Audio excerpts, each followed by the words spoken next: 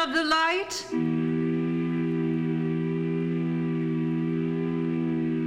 Come to Oak Cliff, see the light that tells stories on the wall.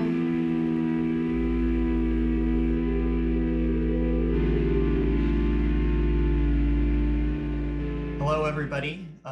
Thanks for coming to our screening of Luchadoras. I'm here with the director and cinematographer of the film, Paula Calvo and Patrick Jassim. Welcome. Hello. Thank you for having us tonight. It's a wonderful experience to be here. Yeah, it's everybody watching this. Thank you for coming to our movie. Yes, this is so amazing. I mean, even though we cannot see you, but we still feel you, and we're so happy that we have the chance, to be here. It's amazing. In the real theater. That's wonderful. That's super cool. I'm really excited we got to bring your film to Oak Cliff.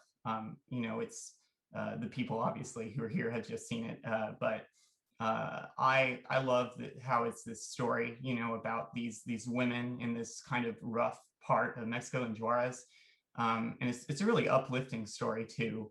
Sort of how, despite all these terrible things that are happening there, these women are able to sort of reclaim themselves and sort of, take that violence that's, put against women and bring it to the ring, right? And it's that kind of, how would I describe it? Mostly this sort of feminist sort of that recapturing of that sort of agency. That's really cool. And I love your guys' film. I wanted to ask, how did you guys become collaborators? Actually, we met on film school years back, 10 years back, more even. 10 years back. And then Paola was already shooting documentaries as a DP, and she had not just started, she had done her first long documentary and some shorter ones as a director. And then I came up with this idea because I had some connection to Juarez, but I didn't feel like I could do it. And then she really kicked my butt and said, okay, then we're doing it together. And so we just started pitching it on events and looking for funding. And then really quickly we went to Juarez and stayed there for 3 weeks. That's just to get to know the scene and the people. And then and then everything rolled on its own. Then we founded the production company with both of us, with another friend, Philip Kaminiak, and then everything began to roll. We managed to produce the film and to go to Juarez and to meet this wonderful woman, and it was like. So over the course of the year, we've been to Juarez, I think, not including the first research trip, 5 months, 3 times. Wow. Yeah, that's a long time to sort of be there and sort of take up the scenery and stuff ahead of time. Now you're totally, and it's but that's really the thing. If you want to do these movies where you really want to get personal with people, you can't just show up and tell them, we're gonna shoot, and then you shoot for 3 days and then you go back home and edit the film like this. I think it's really about the connection and being personal and being all in. And that takes time, and it takes time for them to trust us with everything and open up and let us in, even and let the camera roll. And even when it gets, I don't know, sad or dangerous or whatever. And that's so that really needs time, and it needs time for us to trust him too, because first of all, to trust him with our time for our movie, but also to trust him in an environment like Juarez.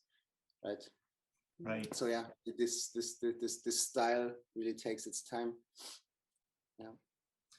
It is a really sort of up close and personal doc. Something I noticed actually while we're on that kind of subject is I noticed something that you guys did in the movie was you were very interested in doing these like close-ups, right, on your subjects. There are a lot of like you get even like more, because more close than my taste, but it actually, I think, was a very interesting choice to kind of move, like the camera almost feels like it's right on top of them. What was that? Why did you guys make that choice exactly? But for us, it was very important to show to the audience that we have a very deep connection to the characters, and a way to show that is just being close to them. And there was also like a very, Patrick and I were talking a lot about what is the visual language of the film, how we're going to film this, how we're going to shoot in Ciudad Juarez, what kind of pictures or what kind of images are we going to make. And from the beginning, this feeling of wanting to be close to the people was very, very important. Like that's the kind of films we like, and that's the kind of films that we make. We want to be close to the people. And that's what we did. That's what. Also, because we knew from the very beginning that like we are not journalists, right? We didn't come there to make a report on how dangerous Juarez is and do interviews with all the right persons, but more of a like emotional portrait of what it is, what it feels like to be a woman in that city that has so many dangers, right? And we knew that we most likely wouldn't get into situations, or we hopefully wouldn't get into situations where it get really dangerous. But and that while we were filming with them, but to be with them and really understand what it is to live in this constant, I don't know how, danger in this situation when that is like how do you say that in English? So Naturgewalt. Like like the violence that surrounds you in Juarez is like a force of nature. Like people that live in areas where there's like earthquakes or something, it's just something you deal with. It's day-to-day life, and that danger is day-to-day life, and that's also true for Juarez, and especially if you're a woman, right?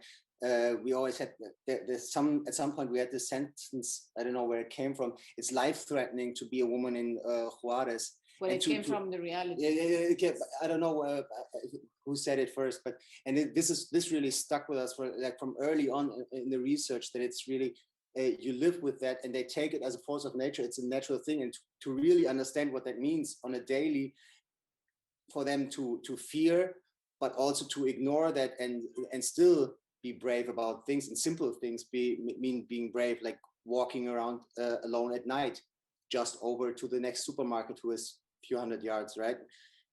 And things like that. So we wanted to be really close to really catch that. There's definitely a lot of courage in this movie, right? And because of that sort of foreboding sense, all that sort of is around just living there, right? It reminds me of that scene where they're taking, I guess, those photos right out by that wall, or that border wall, and there's that car, right, where we don't know who's in that car, and there's they're like, oh God, is this person going to follow us? That and that's, I like how that's juxtaposed to all these scenes where people are just trying to live their normal everyday lives with their children, or we're all just trying to live, but here especially there's just like there's always a risk to like just around the corner. You know what? Sorry, I want to say something about that. There is something very interesting about Ciudad Juarez, because of course Ciudad Juarez is a very dangerous place, and horrible things take place there.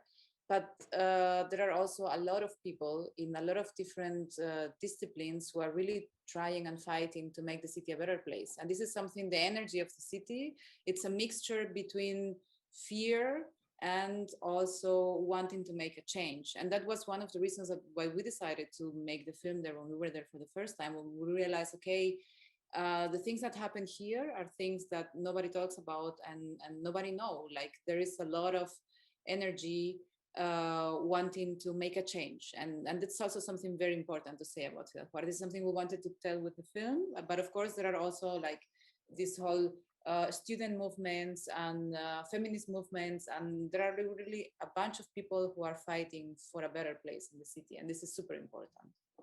Right, like the protesters, the daughters for the factory workers that you guys show, and Yeah, there's just, again, there's a lot of courage and sort of we're fighting against and fighting to sort of reclaim that kind of agency and safety. Now you guys spent your 3 weeks or whatever, you got to know the city a bit. Is that how you met all your subjects initially for the film, the wrestlers? Yes. Exactly. So Patrick had some friends there, and we knew some people there before we arrived, and through them we got to know the whole lucha libre scene, and then we slowly, I mean, we made our research before going there, of course, and we had like kind of the woman we wanted to meet, and then we were there, we meet them after the fights, and we will introduce us, explaining what we want. Some of them from the very first moment were like, oh, this is super nice, come to my home, I want to introduce you to my family and be part of us. Other people were more skeptical, and they were saying, okay, let's meet the next time we meet, let's meet in the arena. Like they didn't want us to bring us into their private life. So it was also like a process of what Patrick was saying before, getting the trust to being to understand if we, from their side and from our side, if we connect to each other and if we trust each other. And then it developed in a very natural way. Like finally we were shooting with the woman who we really felt connected with, and it was a very nice experience. The time we were there and the time we experienced there in Juarez together with the Luchadoras was super nice. It felt really like we are part of a family, and we're taking care of each other in all the moments when we were together. And even though when we were not together, like it was really we were part of a community, and this felt also very important for us for being able to make the film. Yeah, you can't make a documentary as personal as this one is without sort of, having that personal relationship that you guys sort of made with all the subject. It really shows, right? Because I think a film that was less personal would, you would like one where you just filmed the subjects, like you said, for 3 days and then said, bye, see you later. You're not going to get a similar movie. Like the end result will be very different. Something that was also really interesting to me, I'm thinking, is that kind of juxtaposition, because Juarez is so close to El Paso, right, which is right there. Our festival is here in Dallas, in Texas. But I think early on in the film, they call, someone calls El Paso like the safest city in America, or right next to one of the most dangerous ones. And it is part of the reason that you picked Juarez, that because of that closeness to America, or was there a different reason that Juarez was like really stood out to you as the place where you had to go shoot? To answer your question, we never choose Juarez because being so close to the US or to El Paso. No. Like the reason why we wanted to make the film in Ciudad Juarez was because we knew about what was going on there. And when we were there, we realized the women in Ciudad Juarez, they are not only victims, they are also fighters. And that was the reason why we wanted to make the film. We wanted to give a new image of what it means to be a woman in Ciudad Juarez and what it means to be a woman in Mexico. So I don't care if Mexico is in the border to the US or around China, like this border situation or what's around Mexico, it's actually not important in taking the decision to make the film. Of course, it affects everything. And that Juarez is on the border to the US, it's one of the reasons why the city is what it is, for sure. But the reason why we decided to make the film, it's not because of its closeness to El Paso, which is, some people will say, the most safest place in the world, but because in Juarez there are things happening that people are not aware, or were not aware about, or we were not aware about, or the news, what the news say about the city. It's not what we experienced when we were there, and that's why we wanted to make the film. There's the city of Juarez doesn't just, or the danger doesn't just exist to that, because being a wrestler, as a lot of us know, is also a sort of dangerous profession. There's a lot of stuff that can go wrong, and I was thinking about that a lot while watching the film. Is that there's here we talk about wrestling as like, oh, is it scripted? Is some of it is, some of it's not. But at the end of the day, like regardless of whether or not certain things that happen in the ring, you know, are planned or not, you know, there's that kind of danger, right? That like you could get injured, or worse, right? And that's something that these women also have to deal with on a day-to-day basis, right? Yeah. That's something that, I mean, they were bruised up all the time and limping and whatever, but all of them didn't want that to show. Like this, the minute the camera would roll, there would be no limping, no this hurts or that hurts, none of it. Not only like the camera, like the moment where they are on the ring, then yeah, everything gets forgotten. You know, like they really step in the ring and they show the best they can, and the strongest. And it's very interesting. I was talking with a friend, and he was saying in martial arts, actually, it's not that important what you do, but how you fall when you're doing all these movements. And I think I made like a kind of association with lucha libre, because it's not, of course, there are all these acrobatics and movements and crazy stuff that they do that I cannot do, and this is really already like, okay, chapeau. But there is also the way of you have to learn how to fall down, you say, to fall down into the ring, and because if you land in a very, I don't know, strange position, then you're maybe gonna get hurt. And you can control the falling the first time, the second time, but maybe the third time you're already a little bit weak and you cannot control it, and then it's like it's a totally how to say, it's a kind of discipline where you are constantly in danger, because in danger I mean like your body is in this situation where you don't know what's gonna happen, whatever it is, what has been said before or not. It's That's really interesting that they didn't want to show their bruises on camera and stuff. I was thinking about that. A lot of I guess lay people, they have this idea about documentary where like they feel cheated. I don't know what it is about documentary, but they feel cheated if not everything on camera is 100% like authentic, absolute, the truth. And you know, I think in your film there is a lot of authenticity that shines through. But do you guys have any kind of like personal, like, I don't know, like philosophy about documentary filmmaking, and like how much of it has to be, you know, real or realistic versus, you know, what you can get away with in like kind of editing or artifice, right? We think that this thing, I mean, if you put up a camera, record something, and then edit it afterwards, reality gets, I don't know how to say it, arranged, right? But I think it's for a filmmaker, you need to be truthful to what is happening really, and that's what we really tried. And you know, we filmed conversations that were going on for hours. I remember one with Mini Sirenita and her mother on her bed. I think they were talking the whole afternoon. Like my arm almost fell off because I had hold the camera for so long. And then you edit this into a 2-minute scene or a 3-minute scene, or I don't know, maybe it's longer in the movie even. But still, so that's not the reality of it anymore, because they talk for hours, and in a movie it's only a few minutes. But to stay truthful to what they're saying, who they are, I think that's what what is most importantly, and that's the trust that you maybe have to earn from the audience, that they trust you, that what you're the story you're telling is truthful to reality. Yeah, I mean, there is one thing, you know, in the first moment where you turn on a camera, because the camera is rolling, you are already affecting the situation. So this idea of documenting reality, we can talk for ages about that. What does it mean, and what does it mean, you know? So if we begin from the situation that every time you turn on the camera and we have a presence, we are also there, we're in the room and they know we're there. This is also affecting the whole situation. So this is generating already a reality.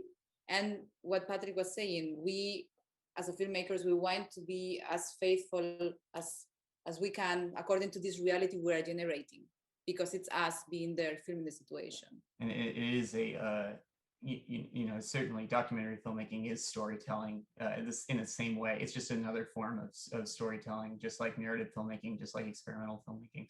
I guess the final thing I wanted to ask was, what are your hopes for the film going forward? What audiences are you hoping will get to see the films? What screenings are you excited about in the future? So I really hope that this film, actually my wish would be that this film opens a dialogue about what it means to be a woman nowadays. Whatever we are in the world, whoever we're talking to, parents with sons and children, and daughters with mothers, and friends with friends. I think I would like to, to open a dialogue, that people just, when they finish watching the film, that they think about how do they feel represented as women and as a man, and all these things. It's a very, very deep and complicated topic, but I think it's important to talk about that. And for sure, for me, will be super, super, super important that the protagonist of the film also get some kind of support with the film, that they can make their careers even bigger, and that they can fulfill their dreams, being luchadoras or whatever they want to be. This will be also very, very important from my side. Yeah, I remember that we had this thing as a goal in the very beginning when we started doing the movie, that we wanted to make them, or when we had learned about what they are doing and how they deal with their lives, that we wanted to make a movie that a young girl anywhere in the world could watch, and then take it as a motivation to reach for whatever she wants to do, despite what's her surroundings. Mm-hmm. Well, thanks so much, guys. Thank you. Yeah, it was really a nice chat, and everybody here in the theater, I hope that you go see a few more films here at the Oak Cliff Film Festival. Thanks. Thank you for having us. Enjoy the festival.